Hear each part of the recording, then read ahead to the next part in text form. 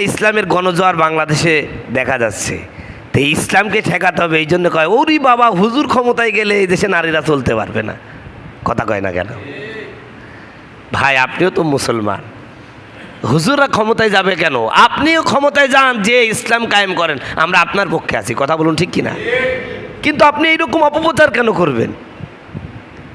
সামান্য ক্ষমতার কারণে, একটু ক্ষমতা, কয়টা ভোটের জন্য আপনি ইসলামের বিরোধিতা করবেন কেন?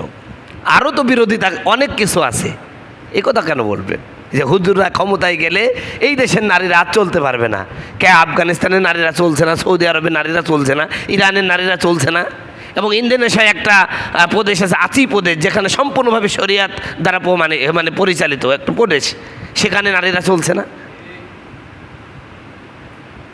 এত মিথ্যা কথা বলার কি প্রয়োজন? আল্লাহকে ভয় করেন। কিয়ামতের ময়দানে যে সমস্ত নেতাকর্মী, আমাদের সমাজের মানুষ কি এরকম জানেন? এরা নামাজ পড়বে, রোজা, সব কিছু ইসলাম মোতাবেক করতে চায়, কিন্তু সমাজটা কেন যে ইসলাম দিয়ে চলাতে চায় না আমার বোঝা আসে না। সাইদি সাহেব একটা ওয়াজ করেছিল যে দেশে ইসলাম চায় না কেন, ইসলাম ক্ষমতা আসলে রাতের গভীরে পরনারী আর বড় বড় বোতল খাওয়া যাবে না। ওয়াজটা আমার মনে পড়ে মাঝে মাঝে, এই জন্যই বিরোধিতা। তো বোতল আপনি দুনিয়ায় খাবেন কা? জান্নাতে তো আল্লাহ বোতল দেবেই। কথা খায় না।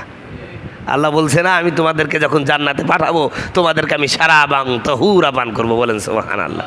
শরাব মানে কি? পানীয়, কোমল।